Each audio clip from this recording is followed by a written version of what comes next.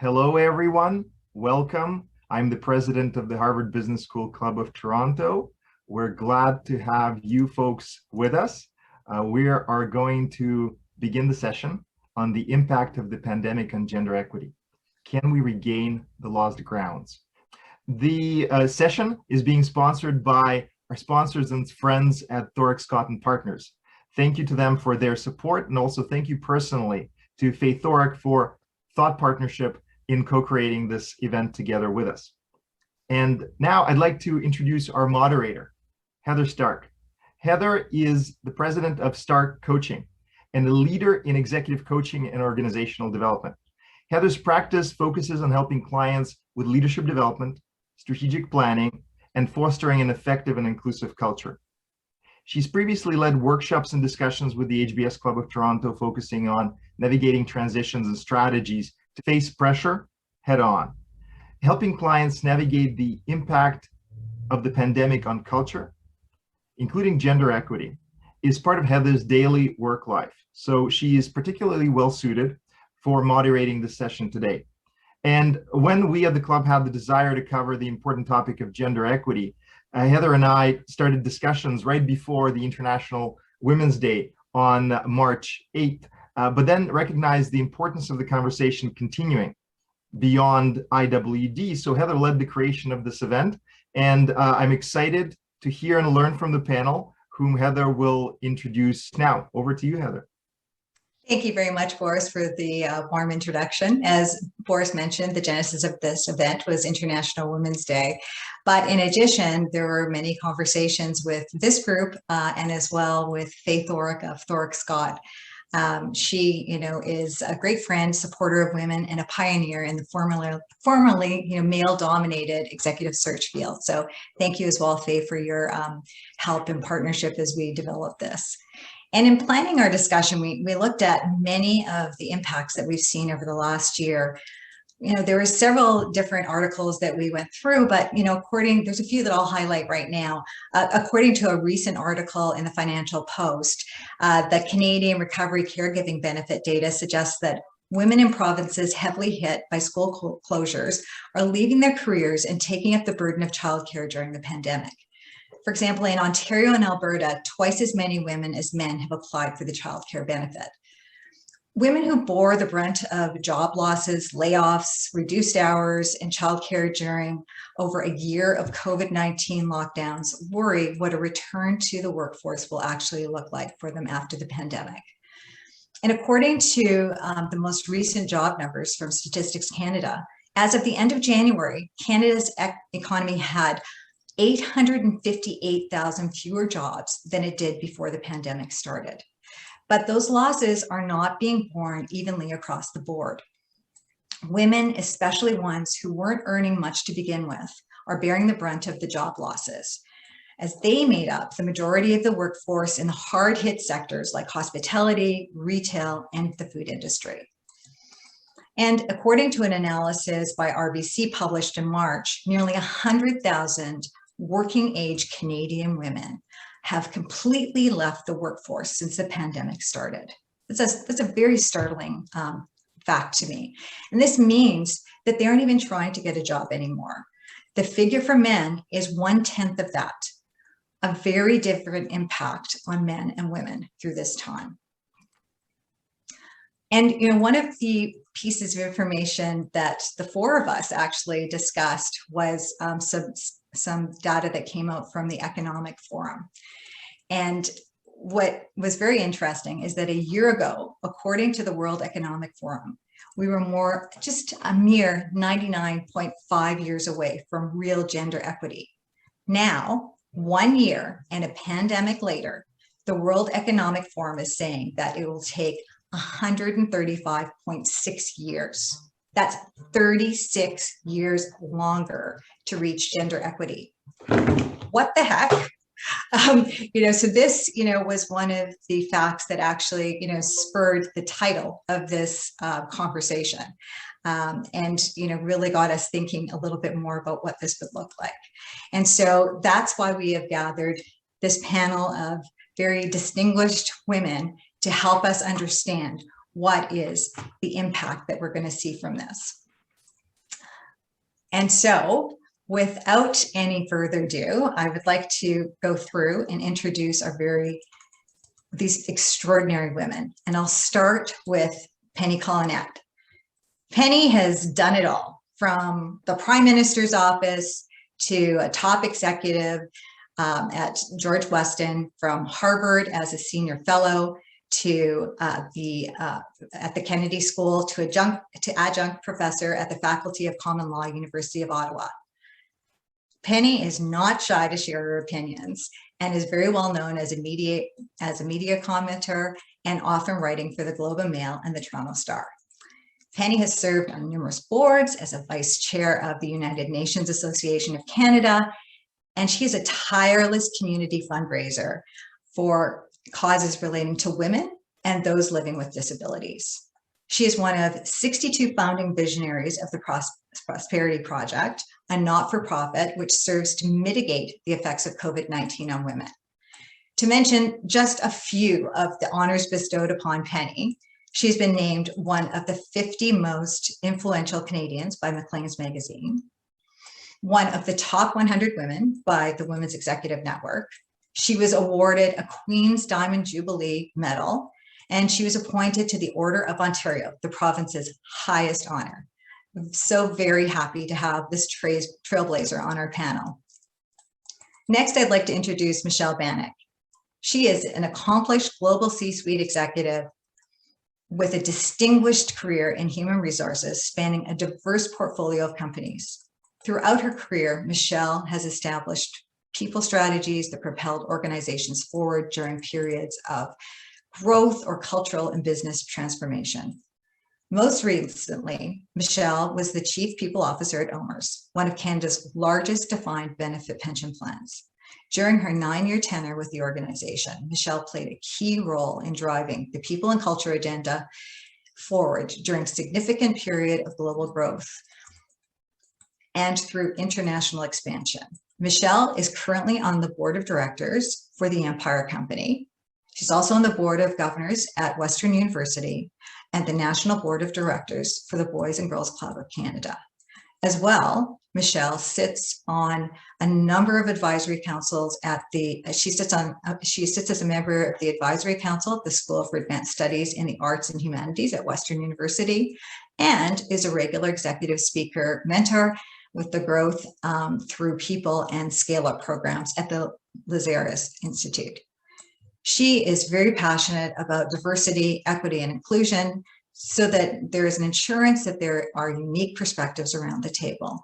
And I'm very excited to hear her perspectives today.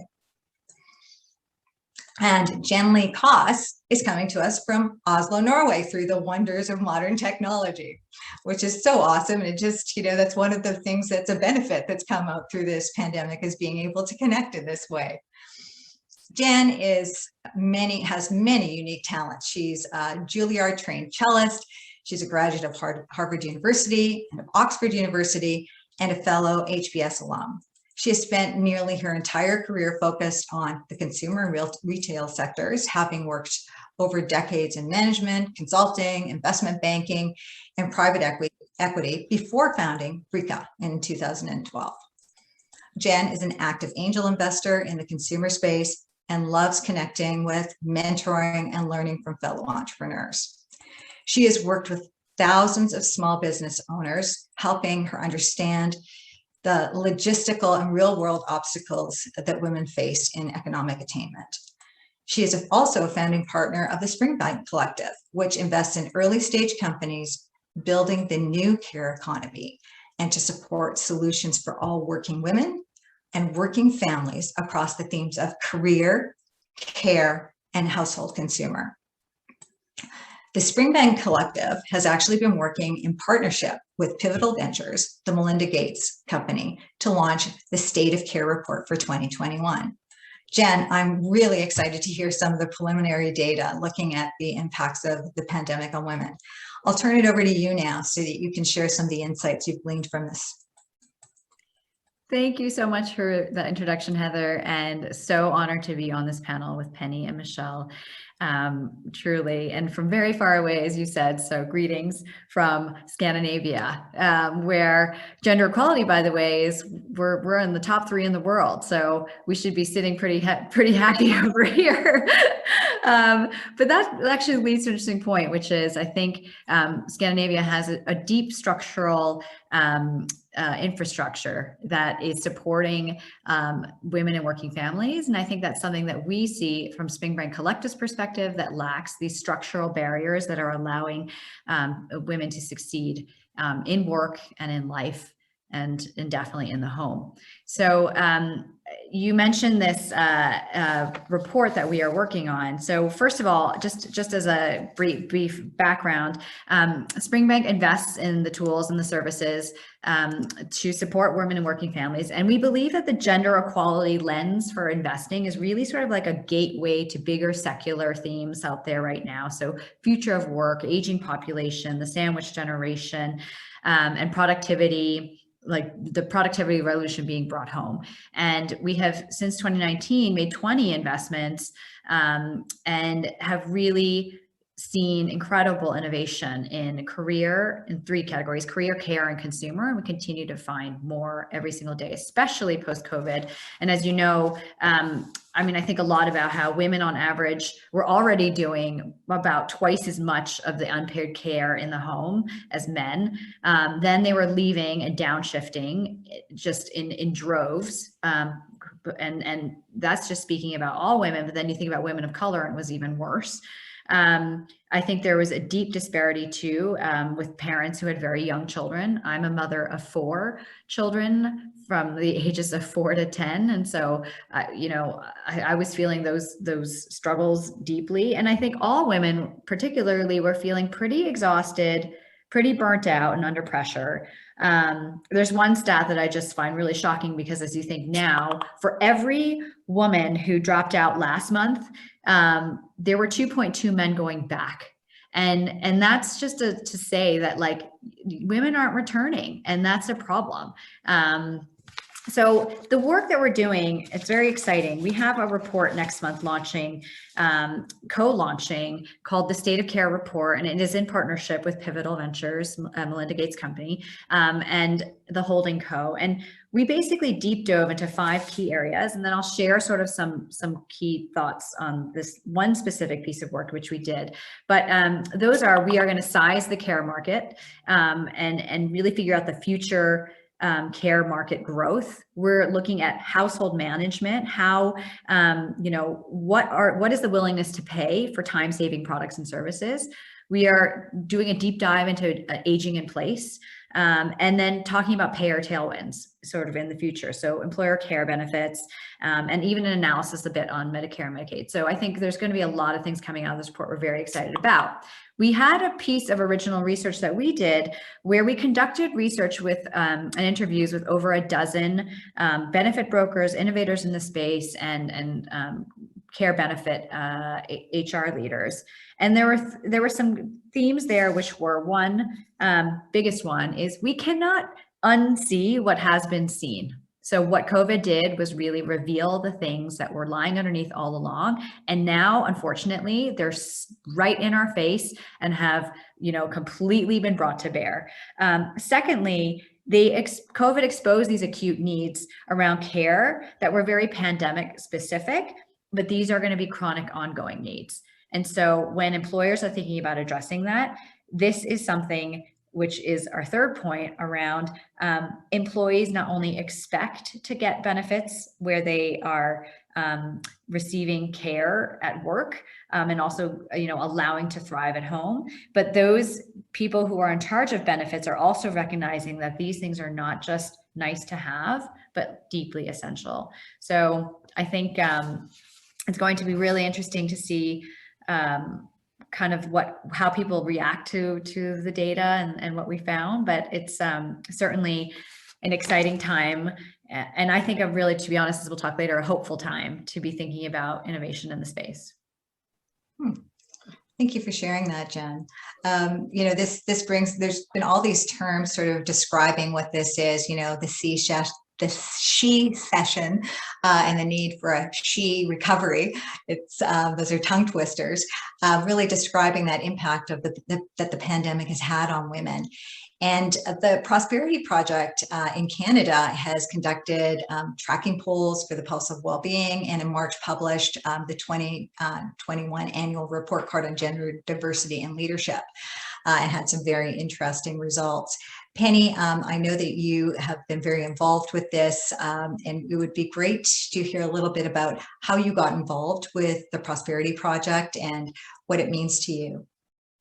Thanks, Heather, and thank you too for the introduction. And may I say, it is a great pleasure to be here with all of you today. And thank you for mentioning the Prosperity Project. We are actually 1 year old next week, and I think we're one of maybe the only, but certainly one of the very few not-for-profits founded during COVID. As we know, some were lost during COVID, but we were actually founded during COVID. And I echo Jen's remarks that there may be some opportunities here. I became involved through a female friend and colleague that I've known for years. Her name is Pamela Jeffrey. She's truly a visionary. Decades ago, she envisioned the Women's Executive Network, which grew in scope and became to evolve into the top 100 women, which you mentioned earlier. She sold that business, but last spring, she immediately, instinctively knew that as COVID was hitting, it was going to disproportionately women in so many ways. So she set out to fashion a very creative and at the same time pragmatic national not-for-profit, which, as you said, Heather, would track data, uncover unconscious bias, support women to stay in the labor force, retraining if necessary, and particularly shining a spotlight on STEM and skilled workers. Initially, Pam reached out to 60 women across the country, 62 women across the country. I was one of them. Countless volunteer hours have been amassed as we rolled up our sleeves in the last year. We are different colors, we're different backgrounds, different professions, and different political parties. We have former cabinet ministers from several provinces and strong business and community leaders, particularly from Quebec. So all our work is bilingual. We apply an intersectional lens to all our programs, and we use different snapshots in time to capture. So before the pandemic, during the pandemic, and now, of course, we're hopefully looking at post-pandemic. In our first year, we've raised $460,000 in revenue and $1.5 million in in-kind revenue. We collected groundbreaking data on 1,300 women in 48 of Canada's largest organizations. And in year two, we hope to increase that to 8,570 women next year, covering 150 organizations. So we have big plans. We've managed 48 million media impressions. And in addition, we have a matching program where we match male and female professionals with not-for-profits that support women, and a mentoring program under a program called, under a project called Rosie the Riveter, whom you may know was a government program after the war to keep women in the labor force. We have also evolved into advocacy work, and I'm very proud that I co-chair a committee to advocate for early childhood learning and childcare with Katie Taylor, the chair of RBC. I was glad you mentioned the RBC stats in your introduction. And then you said, what does it mean to me? Well, it means I've got 60 new friends. Only 2 I think I've met physically, but it's amazing how we have bonded and connected even in this time. And I've always been an activist. So what it means to me is that I can continue being an activist at a time when we talk about languishing and ennui. This is a way to stay very involved and to keep pushing the envelope. Well, thank you, Penny. That's the things that you're doing there are really, really interesting. And I know that when the report came out, you sent it to me right away. And one of the headlines from the annual report was on gender diversity and leadership, really struck a chord. And that was that most of Canada's largest companies have no Black or Indigenous women in line for executive roles. It was a very shocking fact. I received it from a lot of friends and colleagues, and we talked about it as a panel as well. And I know, Michelle, you know, as a seasoned HR executive, as well as a female in the C-suite, what has your experience been with shaping more inclusive policies? And what have been the biggest challenges that you've faced in doing that?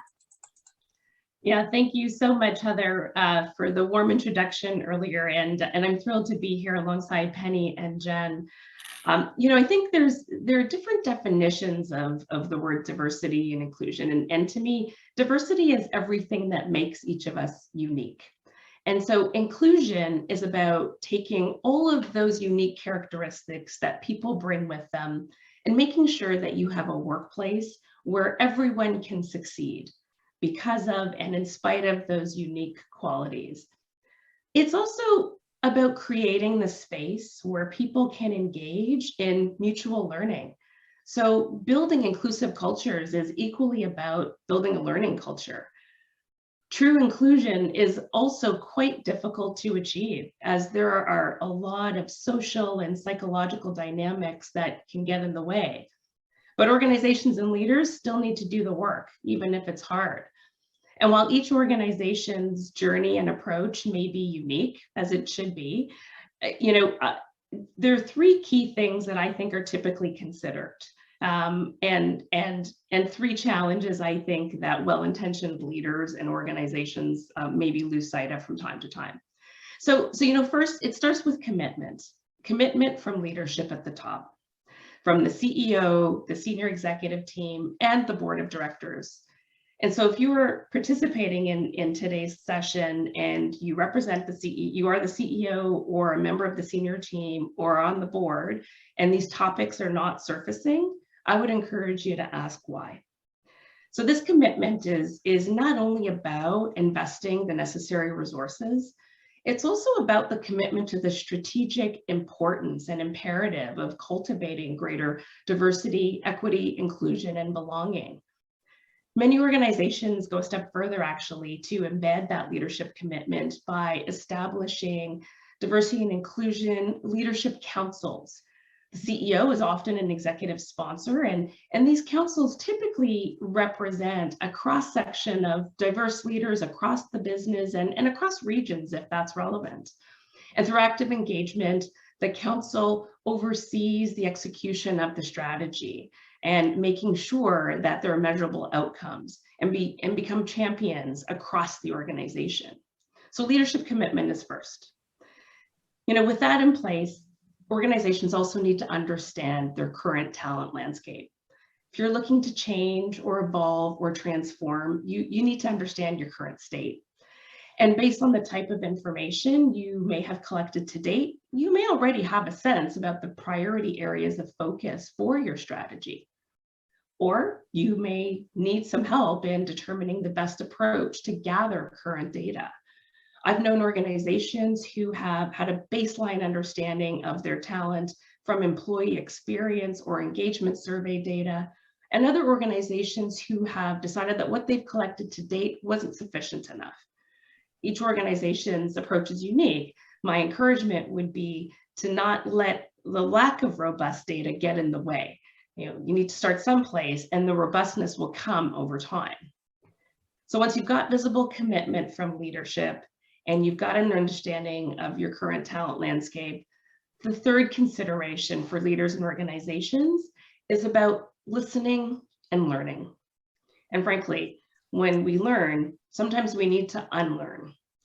So for organizations who are looking to have deeper, more intentional conversations with employees, particularly on topics related to race or to better understand lived experiences, they encourage and host listening sessions or sharing circles with Indigenous employees or broad-based community conversations. Regardless of the forum, once the stage is set for what people can expect and the conversation is facilitated, questions are surfaced, and then leaders are just listening. Just listening, because in these settings, it's actually about not being about in solution mode. The opportunity presented here is actually about learning and developing empathy to better understand lived experiences. So again, each organization's approach is unique. And that was sort of a 30,000-foot view, and there's nuances and details in behind all of that. But those are the 3 key elements that are typically considered.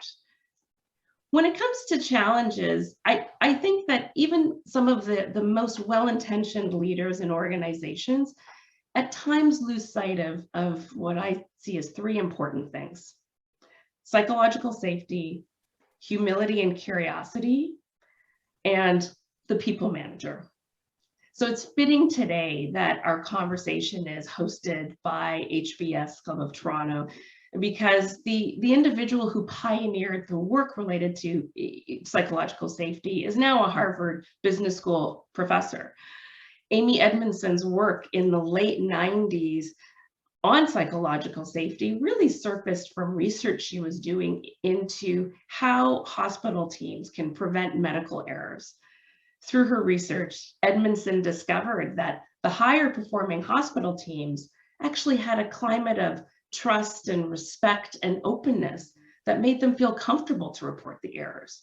So they were self-reporting more errors, and over time, we're learning how to do things differently. So over time, we're making less errors. They could take interpersonal risk. So psychological safety is essentially defined as a shared belief that a team or an environment is safe for interpersonal risk-taking. And really that's about people feeling that they can speak up, that they can raise a question or a concern, or even surface an idea that isn't fully formed. Psychological safety is critical to building greater inclusion, as it gives everyone an opportunity to use their voice.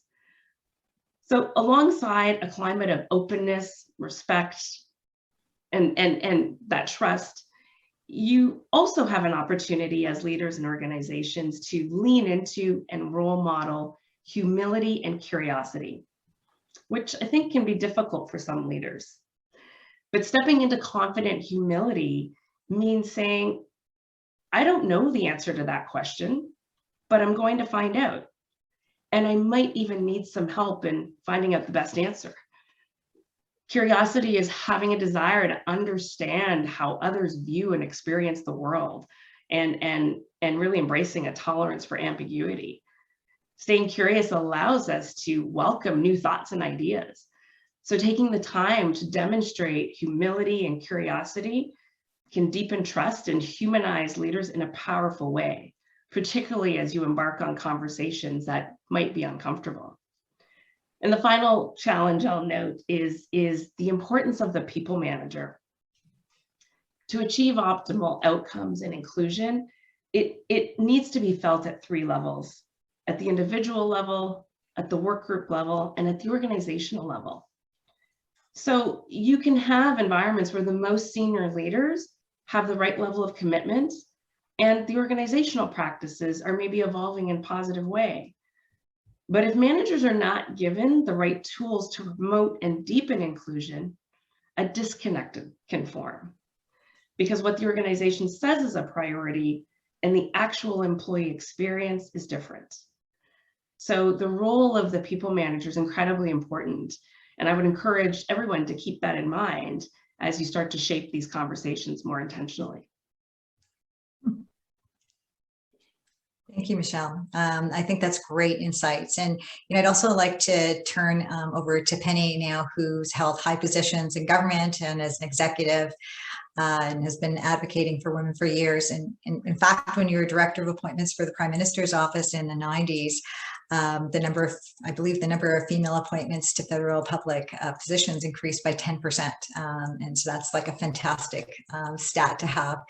Can you share your thoughts on the progress that has been made and what will help us take the next big leap? Well, thanks, Heather.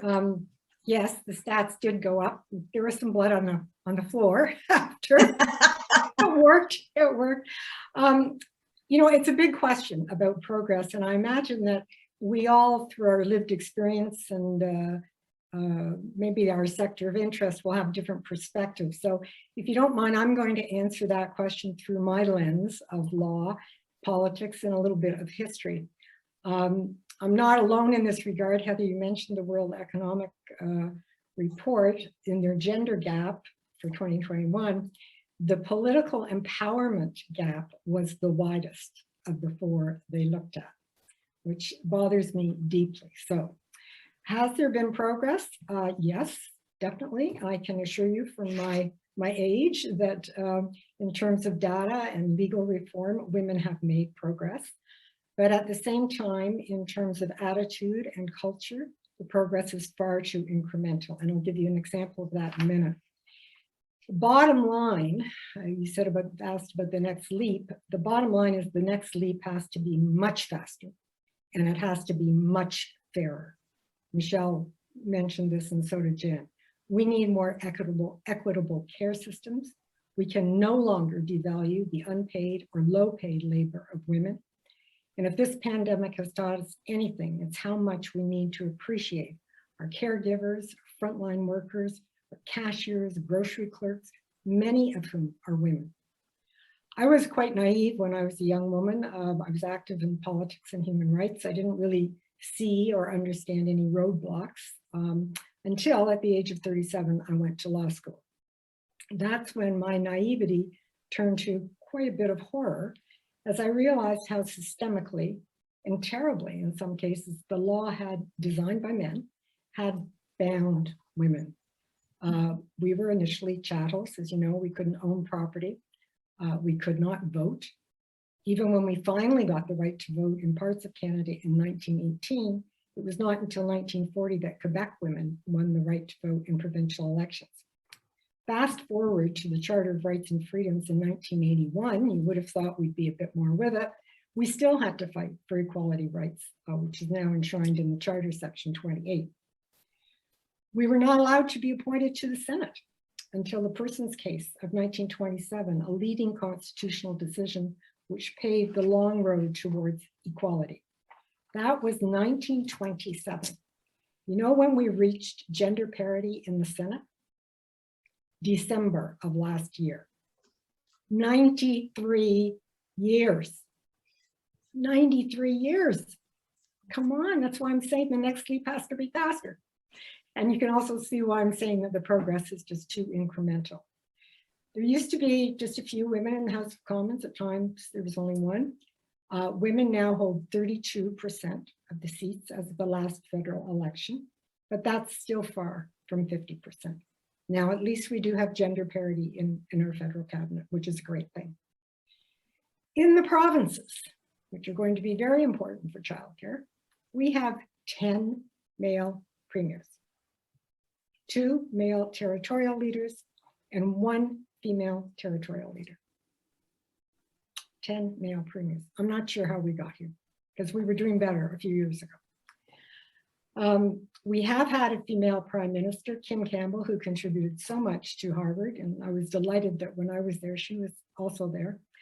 And I have huge respect and admiration for her, but the reality is, the fact is, she was not elected by the general populace. So we still have to jump through that hoop of electing a female prime minister. And as you know, we now have our first female finance minister.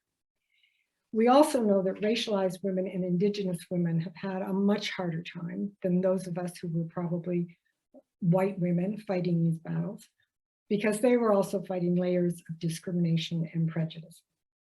The Missing, Murdered, and Indigenous Women's Inquiry showed us that many women lost their lives because of ignorant, ingrained male culture where women were abused and used. So we need to, in the progress going forward, we need to root out systemic discrimination, and we have to expose the institutions that hide it. A perfect example is our Canadian military. I cannot believe that Canadian women who wanted to serve their country with distinction have had to endure years of sexual harassment and abuse, blatant career discrimination, and double standards. It's shocking to me that 6 years after Madam Justice Marie Deschamps wrote her report with recommendations for the military, nothing was done. We now turn the baton over to Madam Justice Louise Arbour, who will no doubt find solutions. But we've lost, women in the military lost 6 years. So now we're here in 2021. We're more educated. Many of us are professionals. We still celebrate when we see the first to break through a ceiling, but those firsts are going, which is a good thing. Because what we need now are cohorts to support those firsts. And we're going to have to do it fast and fairly. Those are excellent points, Penny. And, speaking of that kind of different approach to things and sort of leaping ahead, it'd be great, Jen, if you could share a little bit more about Springbank, because you're coming at things with a kind of a different angle and, supporting working women and working families, and, you're living that as well. So be interested to hear a little bit more about that from you. Absolutely. And there's a couple of points that both Penny and Michelle made that I think I'll touch upon. Firstly, what we do at Springbank really goes to what Penny, you were describing as this like systematic problem. And you talk about how women have been systematically bound. I think that's absolutely in line with our thesis, which we say is we believe the gender gap can't be siloed as just a women's issue. It's everyone's issue. It's an infrastructure gap and a massive overlooked opportunity. And that's why when we invest, we look clearly into three themes, right? We look at care, because we are of the sandwich generation, and what are those innovative care solutions for both children and elders, and even the unique needs of women. Consumer, so how do we financially empower families and also simplify running our daily lives? And then in career, so how do we enable flexible, fair, dignified work? And for us, rather than look at this like we should invest in only female founders, I think that's a massive problem, but it's not the problem that we're actually trying to solve. We are saying if you are building companies that are going to scale in those three areas, regardless of your gender, then you are going to fix this systematic problem. So that's the first point. Michelle, you talked so eloquently about the people managers and the people who are in the business who are really driving the bus and making change, whether they're thinking about diversity or inclusion or equity. And I think in this case, around the problems that have, become, as I said, seen from COVID, from our research, for example, we saw that 40% of benefit leaders in their organizations and companies said that caregiving benefits that they had currently are no good. So there's a lot of work to be done. And that's going to be driven, as you were saying, Michelle, by these incredibly engaged people managers who have the reins really to drive that bus. And at the same time, 2/3 of employees that we surveyed said that caregiving is actually fundamental to mental health. And when we sort of bound up and did the analysis on the benefits that are going to be addressed here, it's like $10 billion worth of benefits over the next decade. So companies and corporations are going to be making very, very important decisions around where they're spending money to help people get to that level. And then Penny, I also love your, how are we gonna get there much faster and disrupt? And I think that it comes back to the investment point, which is we are going to see so much, and we are seeing so much, by the way, incredible innovation in education, family planning, maternal health, digital financial inclusion, correcting that burden of unpaid care out there related to childcare and also caring for the elderly. And so we are going to start to see just a massive innovation pipeline of companies that are creating solutions for these problems. And I think that that is super exciting and very investable. Awesome. Thanks, Jen. I love your passion around that. And, there's been so many interesting, talks around this. And I was fortunate enough to hear Michelle share excerpts from an interview that she was in the book called The Invisible Rules.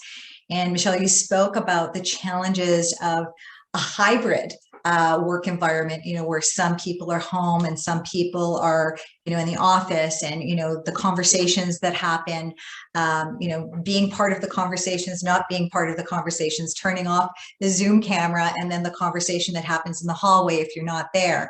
And you had some really interesting thoughts around sponsorship and how leaders can approach sponsorship in a very specific way to help with this, when everybody's in the office, and also when there's a mixed environment where some people may or may not hear all of the nuanced water cooler or walk in the hallway conversation. So if you could share that with us, I think that would be really helpful for the audience. Oh, absolutely. And, you know, as Penny stated so eloquently, you know, we're not making progress enough. Women are losing ground. As Jen said, this is not just a women's issue, right? So when we think about mentorship and sponsorship, I think people often use the terms interchangeably, and there's a critical difference. And that is about the position of influence that a sponsor holds. I like it being referenced as a mentor. A mentor talks with you, a sponsor talks about you. You know, when women have sponsors, it can narrow the advancement gap between women and men. And let's face it, we've got to make up ground because we're losing it. I mean, we needed to be making up ground even before we lost it. So we absolutely need to accelerate this. Sponsors are advocates in positions of influence who use that influence intentionally to help others advance.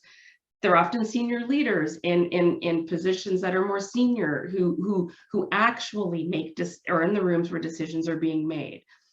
They're often those leaders who support individuals in risk taking in their careers, and they take a risk on that individual. They might recommend you for a stretch opportunity, speak positively about you to other senior members.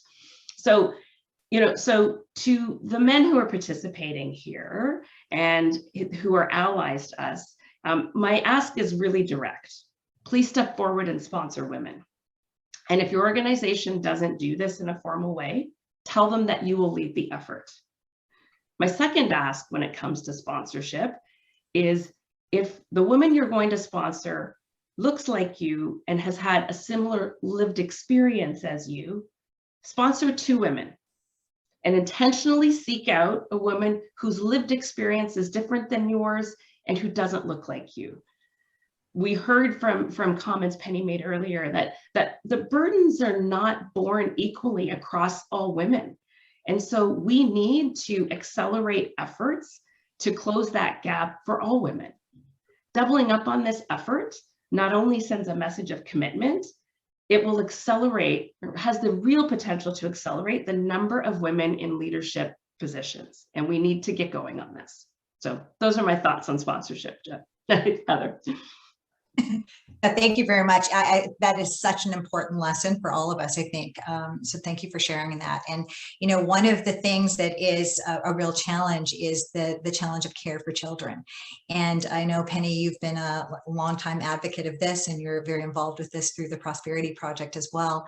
And so I'd be really interested to hear your insights on the $30 billion earmarked for childcare in the budget recently. And, you know, what do you think will happen now? And, you know, do you think it'll actually come to fruition? You know, what are your thoughts on that? Hell of a good question, Heather, I'll tell you. Personally, I think it's a potentially transformative moment for Canadian women, for Canadian parents. I know there are several cynical male columnists and economists who don't see the value of a national scheme or Canada-wide scheme, as we're supposed to say, but frankly, they're refusing to believe the data that shows the importance of women in the labor force. And we know in this last year, we've all been talking about how tough it's been. I mean, imagine, I'm sure anecdotally, we all know women right now who are trying to decide, do they go back to work? Do they go back to part-time work? How are they going to sort this out? I mean, it's unthinkable today not to have women in the labor force. So if we've accepted that, why are we not making it easier for them, for all parents? I mean, why wouldn't we want them to have a choice to have high quality, affordable, regulated, flexible, and accessible childcare? It's also great for the prosperity of the country. Canada would see 1.85 billion GDP boost per percentage point of 25, 50-year-old labor force participation. That would be a huge boost. But let me go back to history for a minute. You probably all know that the notion of childcare was first introduced 50 years ago at the hearings of the Royal Commission on the Status of Women. 50 years we've been at this, not as bad as 93 years in the Senate, but 50 years, and we've come close before. But our system of federalism has been a blockade. Canada's a great country, but sometimes the feds and the provinces just, they don't want to work together. The federal government in this case wants certain standards. They want affordability. They want to make sure the childcare workforce, 95% of whom are women, is strengthened with quality jobs so that we can retain them.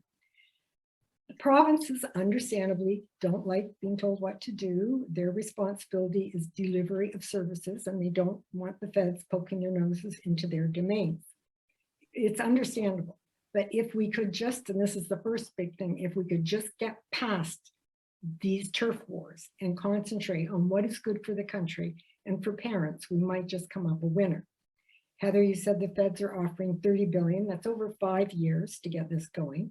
You divide it into 10 provinces and 3 territories. It's, you know, it's a big number, but it's when you divide it up, it becomes a bit more manageable. They're also marrying it with money for early childhood learning, which was promised in 2015, but has not yet been spent. This is important because the quality of the childcare that we are hoping for is really, really crucial. Quebec, as we know, already has a successful childcare model, and the result is that their female participation in the labor force is higher. Dr. Kate Bezanson, who's a sociologist and associate dean at Brock University, is a terrific resource if anybody wants to go to her. And she gives a little snapshot, which is so cool. She compares Ottawa, where I am now, and Gatineau, which is just across the river. Gatineau is in Quebec and has childcare. In the gender employment gap on the Quebec side was 2.6 percentage points compared to 7.3 percentage points on the Ontario side. So as I say, it's a snapshot, but other studies bear this out. Good childcare allows you to go into the labor force. So what we're doing in the Prosperity Project, how we move this forward, we hope, is a call to action. We're asking each woman, each parent, I should say, in the country, if you care about this, to please write to your premier. I don't care what party the premier is, or talk to your local MPP or MHA or MLA, wherever you call them in the province, and tell them that this is important, and ask them please to at least go to the table to negotiate with the feds. Just get these negotiations started. We'll worry about the details after, but don't say no to this opportunity of $30 billion.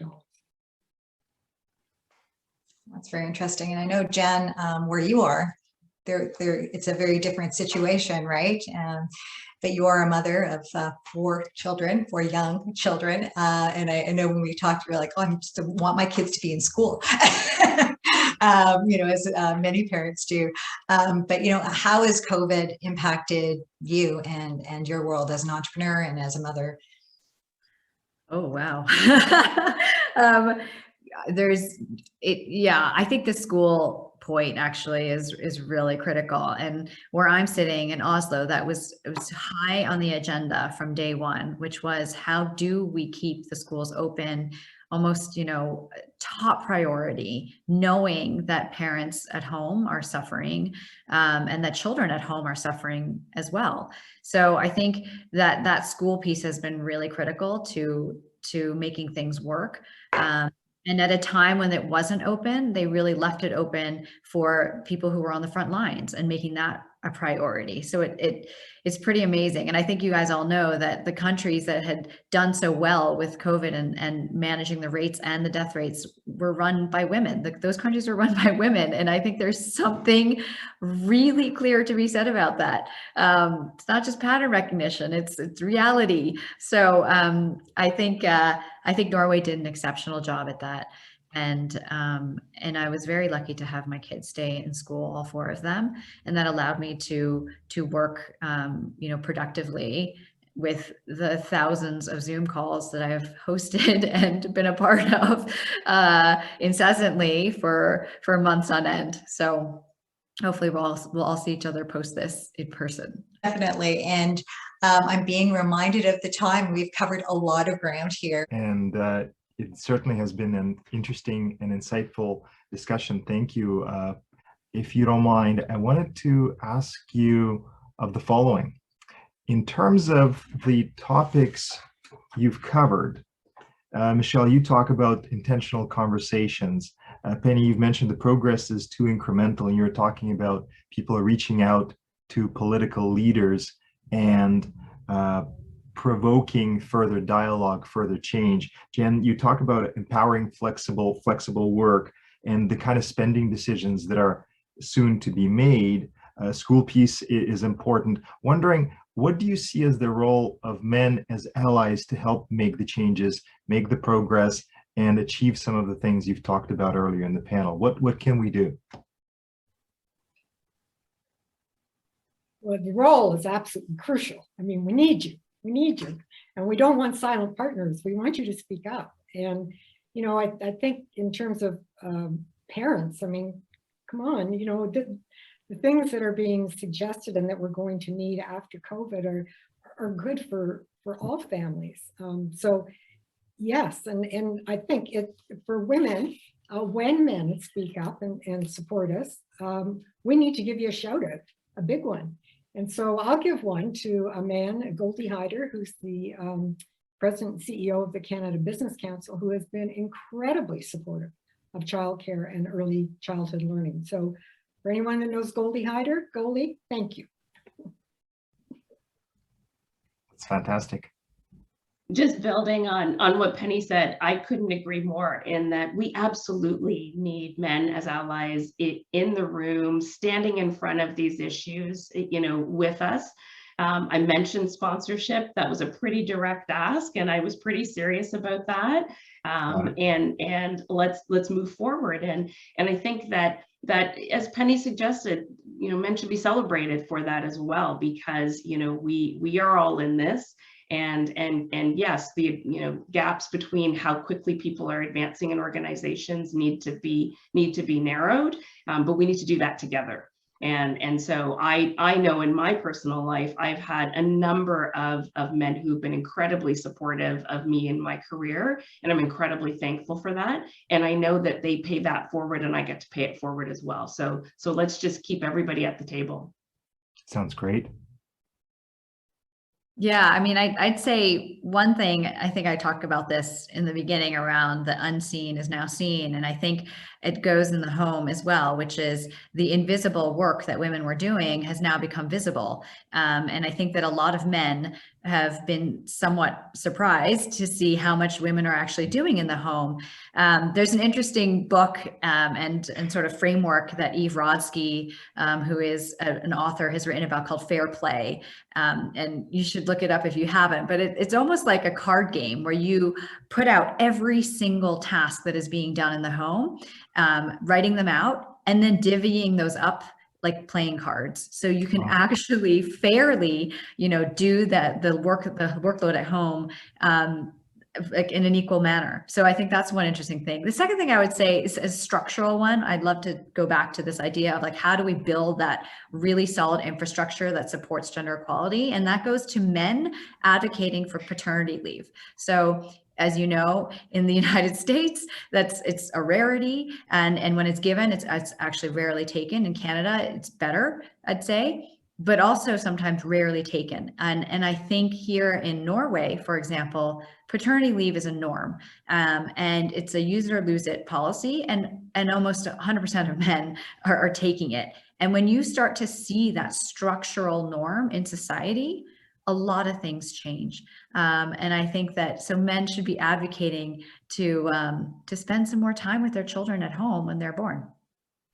Thank you for those answers, for those suggestions, for those advice for myself and other men in the audience and more broadly who are big supporters of gender equality and the positive progress that, as you all have mentioned, needs to be made. And in fact, we just got a question. Anne Elizabeth Sampson is wondering how many HBS Harvard alumni see this as irrelevant to them by gender, how many men are attending this event versus women. There were a good number of men who've signed up to this event, and I certainly anecdotally know that a lot of people in the HBS Harvard community are of the same view that this is a crucial and important topic and that we must all work together on gender equality. There was one thing that I wanted to kind of make sure came to light, you know, towards this, because we started with these challenges that we're facing, and it's been a very tough year and unearthed so many inequities and so many challenges. And so just a quick kind of almost round robin from each of you on the panel. What gives you hope moving forward? Like just a quick, what gives you hope as we're moving forward? What do you see as the possibilities moving forward? Michelle, I can start with you and then move through. Yeah, absolutely. Look, I would say that there have been a number of realizations that have surfaced over the last year through the pandemic that has created a lot of opportunity for us, right? And opportunity can feel hard at the time. So, recognizing that there continue to be structural elements that contribute to uneven playing fields, and that the systems that guide decisions are sometimes having working mothers thinking whether or not they need to choose between their families and their careers. So conversations like this actually are inspiring to me. They actually give me hope, because we need to keep talking about it. And many individuals wouldn't want to have this conversation perhaps prior to the pandemic, and new language surfaces for us to raise this. So we have different language to raise these issues. And frankly, we've also created a bit of an impatience for change that is being felt in organizations and in society. And that gives me hope, because that's an impatience I'm quite happy with, because the more impatient people are, maybe the faster progress we can make. Yeah, I would agree. Sorry. Penny, go ahead. Yeah. Okay. I would agree with Michelle on the honesty part. I think that we have been forced to be very honest about many of the gaps in our system. There's no hiding it, as Jan said. There's nothing invisible anymore. So we better confront it. And for those of us with strength and resilience and commitment, we have to move even faster and stronger, and we have to empower. And I think this is maybe my hope, is that the empowerment of many individuals, men and women, which was not there before, is coming to the fore now. We are getting more help. We are getting more understanding, and we are certainly, I believe, more empathetic with each other. There are segments of society that are, hopeless, but I think for the most part, that empathy is something that gives me hope. And I just say what gives me hope actually are, I think, the entrepreneurs out there who are innovating in the spaces to create that structural change, really build that infrastructure for us. We are seeing, as I said, we're seeing hundreds of companies that are building incredible solutions, some of them earlier stage, some of them moving along later stage. And I think that honestly is what gives me hope. It gives me hope. People are focused on this, and that they are ready to build back better, clearly. Okay, well, thank you. Before we sign off from this event, I'd like to once again, thank Faye, Thorek Scott, and also, Michelle, Jen, Penny. Thank you so much for sharing your insights and experiences and getting us to think a little differently, and hopefully this conversation sparked a little something, and there's a nugget that you take away from this. And, thank you to everyone who joined us today for your thoughtful questions and sharing your time and energy with us. And, to go back to, the thesis question that, started this event, can we regain the ground that we lost during the pandemic? Hopefully this discussion helped us to move the needle just a little bit forward on this. And, as Michelle said in one of our conversations, actually, these topics require intentional conversations and need attention as well as the intention to make change. And so hopefully that's what we're moving towards from this conversation. So thank you all. Thank you all. And stay safe and well. Thank you, everyone. Yeah, stay safe and well, and hope the next time we're all together, we're in the same room. That'd be great. Bye-bye. Bye-bye. Take care.